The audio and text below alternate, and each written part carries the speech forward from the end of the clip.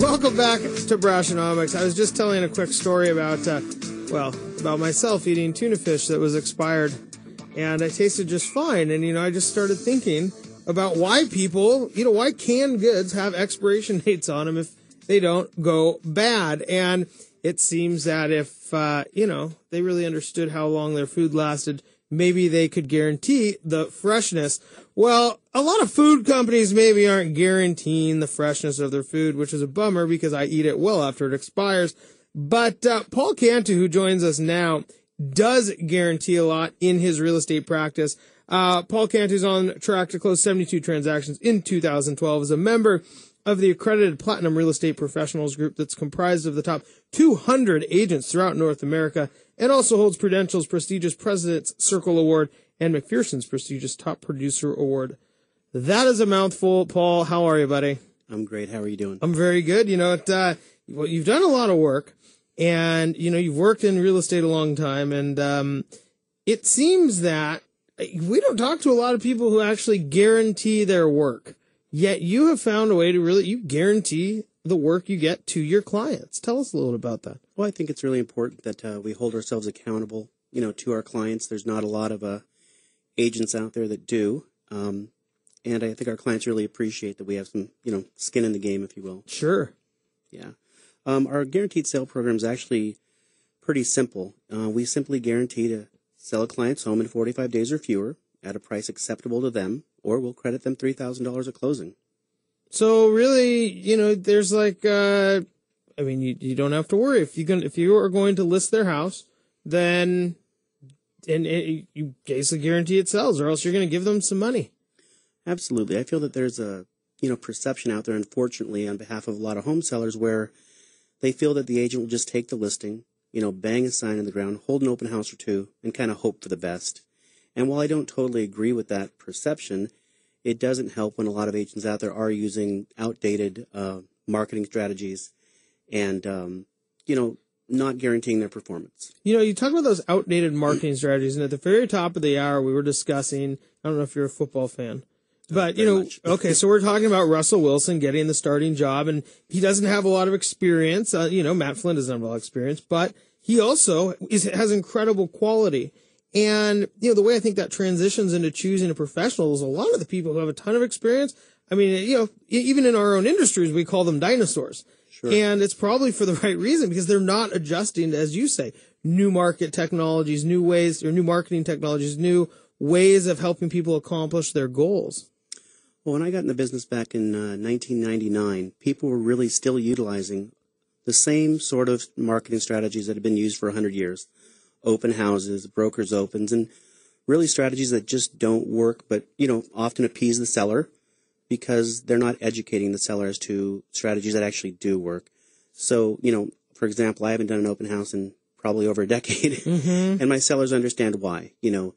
Less than 1%. Because all the neighbors don't need to come in and see the house? It's a national realtor statistic. Less than 1% of homes are sold as a result of an open house. You got to kick the seller out all day, and again, what do you get? A lot of looky-loos and people who probably aren't qualified for the purchase the property anyway. Yeah, or the neighbors who just want to see who that person was living down the street. Design ideas, maybe, Yeah. Absolutely. So you don't do open houses. I think that, I would guess it's sellers probably like, what do you mean you're not going to hold my house? What do you mean we're not going to have people come through here?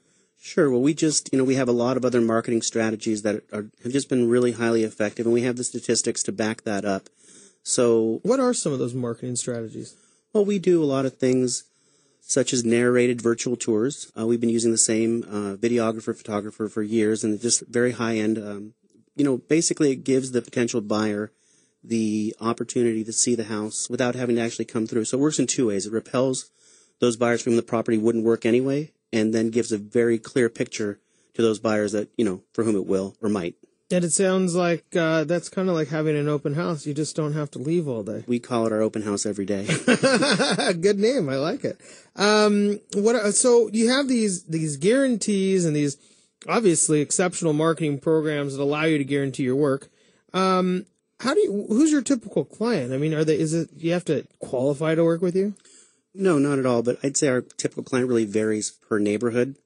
In the Ballard area, for example, we love the Ballard area because we work with a lot of seniors, people who have lived in their houses for decades upon decades and are, raised their families that are finally at an age where maybe they need to get into a one-level situation, whether it be a retirement home or a flat, an apartment or a condo. Sure. So we work with a lot of seniors and help them transition from the house they've lived in for decades into something much smaller. And at the same time, we're working with, trade-up buyers that maybe are transitioning out of their first condo and are ready to buy the house to grow their family and, into a home they might stay in for decades. Mm-hmm. Yeah. And so the clients kind of come from all over the board, but everybody likes the guarantees. Everybody likes guarantees. We have guarantees for our home buyers as well. What are those? Well, we'll guarantee to negotiate a minimum of $10,000 off of the purchase price of the home. And if we can't accomplish that, like in a multiple offer situation or something like that, sure, we'll credit them $1,000 at closing.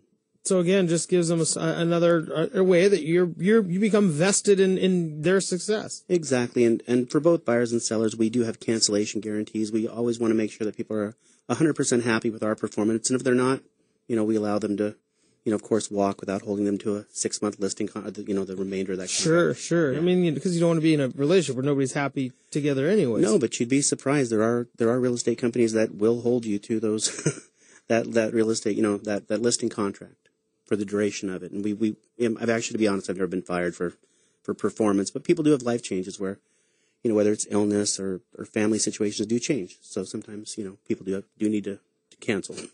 Yeah, sure. I would imagine. Yeah. I mean, if you've sold 800 houses, I imagine there's a few people who maybe they just changed their mind. Well, there you go.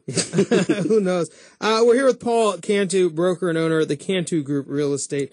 Paul, so you talk a little bit about the things that you do and the different marketing that you do for sellers. What other types of things do you do, or what do you recommend maybe a homeowner does to get their home sold quickly? Well, I think preparation obviously is just such a key to being able to sell for the highest price possible, in a reasonable amount of time. And when I meet with a seller, I go through their house room by room and give them tips on what to do and what not to do to really make sure that house is perfect, ready to go. I mean, it can be easy things from decluttering, surfaces or walls. I mean, we all like our kids and grandkids, but maybe 4 pictures is better than 40, So, but I depends on how cute they are, Paul. Maybe, but I do emphasize to my sellers, you've got one chance to get this right, one shot. Walk out to your curb, stare back at your house as though you were the potential buyer, and be critical of your house and say, this is what's great about it. This is what I can improve, and I think that it affects every aspect of our marketing, because when we go in there with video and photos, and if the house isn't as it should be, I mean, that's what's going to appear online. That's what's going to appear in all the print media and everywhere else. And obviously there are situations where people are in a state of distress or, bank foreclosure, pre-foreclosure, where they can't do that. And I understand that. And there's other strategies we can employ at that point. Well, you talk about that one shot. It's that one chance. You only get one chance to make a first impression. Absolutely. Type thing. I mean, I guess that's, you gotta, it's almost the buyers and the sellers really have to meet in a place and time that maybe they wouldn't otherwise meet. Absolutely. And I mean, this is probably the largest financial transaction most of us are going to make in our lifetimes. And I mean, it's worth the extra effort to get that house to sparkle this one time, even if you're not normally the cleanest, housekeeper in the world, make it shine. Somebody wash the windows out there. Yeah.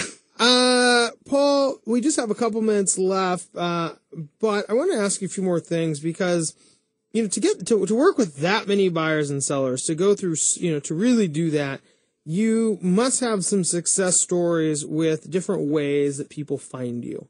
What are some of the ways that, you find clients? What are some maybe other disgruntled clients that come to you after the fact, or maybe something didn't work out with the agent they were working on with before? What are some of the ways that clients find you? Because with guarantees and knowing that, you have the experience and the quality of work to really shine, where are people finding you? I mean, they're finding us online. Obviously, we're pretty much represented in every place you could imagine. When you type in our name or our team name, we Sure. come up, and there's lots of positive, past client reviews and such. But I'm very lucky. My office is set up quite differently than most other real estate offices in that the agents in my office don't work for themselves. We work as a collective. So I have a team. There's no way I could do the volume I do by myself. I have an administrative staff that is fantastic. I have people that are helping me with that are running the buyers around and handling that aspect. And So as a team, we work very, very well together. And, without them, there's just no way that I could possibly pull this off. Yeah, I mean, the team aspect is so big. And, we're, again, going back to football references because I do anytime I can. There's a quarterback of a team. But you have to have everybody else in place to make it successful. Yeah, on the same page. And we're all working toward a collective goal, which is to really have super satisfied past clients, because the more you do, the more reviews, and it just kind of builds upon itself. Snowball effect. There becomes a tipping point where business just gets drawn to you, and it's a very wonderful way to work. Tell us about the expired listings, though, because there maybe are people who aren't necessarily, they're not referred to you. They're not looking for you online, but maybe somebody who just hasn't sold their house the way they had hoped. Maybe has had an unpleasant or poor experience with another real estate agent trying to sell their house. Sure. That's a really big pillar of our business. We actively pursue expired listings, where I think a lot of other agents kind of are scared to call those sellers because they're like, they've probably heard from too many of us are going to be mad. But what we've done is we've just had a lot of good success in terms of meeting with those sellers and explaining to them it wasn't your house. It might not have even been the price. It usually does come down to marketing. We had a recent seller in West Seattle. His name was Bill Thomas. He was on the market 181 days with another company. They had one showing and no offers. We sat down with him, told him kind of what the expectation was on our end from the presentation of his house. The house was sold in 5 days at over 97% of asking. So he was very happy with the result. And we just have dozens of success stories like that in terms of expired listings. Well, Paul, it sounds like there's, a little bit more of a system that you bring to the table that, at least from what I just heard you say, you have an expectation of your seller that they're going to do certain things. Is that true? You don't take any listing. It's, hey, here's what you need to do in order for this to work. Absolutely. especially with the guarantees in place and everything. Otherwise, it wouldn't work very well for anybody. You'd be paying out a lot more money than you're bringing in. Exactly. So everybody's really got to be on the same page in terms of pricing the property realistically at market, having the property ready, based on kind of recommendations. We're not going in and telling people to repaint their whole house or anything like that. It's common sense sort of things, but they've got to be motivated and want to sell, in order for us to all work together to the same goal. Yeah, and when you can bring numbers like that where people are on the market for half a year, right, and then you sell it in 5 days, there's some merit to that. Look, this is what you needed to do. Right, exactly. And sometimes it's very small things. It really is, but it can make all the difference. Well, now we're in obviously a bit of a hotter market than we were, say, 9 months ago, so it's a little bit easier, I think, for most homeowners in most areas, in city anyway. But 9 months, 2009, 2010, not great. So you really had to be on point. Well, Paul, it sounds like you were on point. Thank you. So thank you for joining us again, Paul Cantu, broker with the Cantu Group, home of all sorts of guarantees.